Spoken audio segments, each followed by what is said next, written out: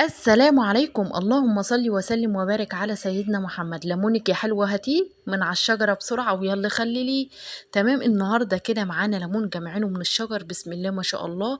الحباية معانا كبيرة وحلوة، فحطيناه في كيس كده وحطيناه في التلاجة لحد ما لونه اصفر معاكم بالشكل ده كام يوم كده، لحد ما لونه اتغير معانا عشان مش بحب اخلي الليمون وهو اخضر. تمام، وهنقطعه اربع تربع بالشكل ده زي ما انتم ما شايفين كده، زي علامة الاكس. تمام، ومعانا هنا حلة مية مغلية ننزل بيها فيها 2 كيلو من الليمون. تمام، طبعا هنسيبه فيها 10 دقايق بالظبط، وهنطلعه في بولة لحد ما يهدى، وهنعمل الحشوة بتاعته معاكم. تمام، زي ما انتم ما شايفين كده معانا هنا 3 معالق من هريسة الشطة، ومعانا ب10 جنيه عصفر. تمام، يعني جايبة من عند العطار ب10 جنيه عصفر، وحاطة معلقتين حبة البركة، و3 معالق كبار من الملح، وشوية من الزيت. تمام، زي ما انتم ما شايفين كده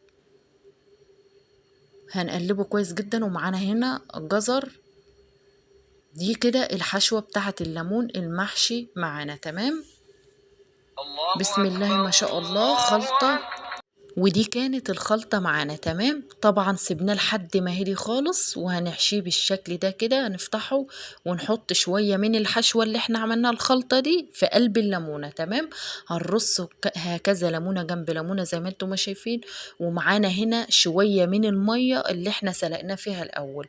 المية دي بتبقى مادة حافظة للمخلل. تمام، زودنا عليهم معلقتين ملح ودوبناهم كويس ونزلنا بيهم. تمام، وهنا على الوش حطينا شوية زيت.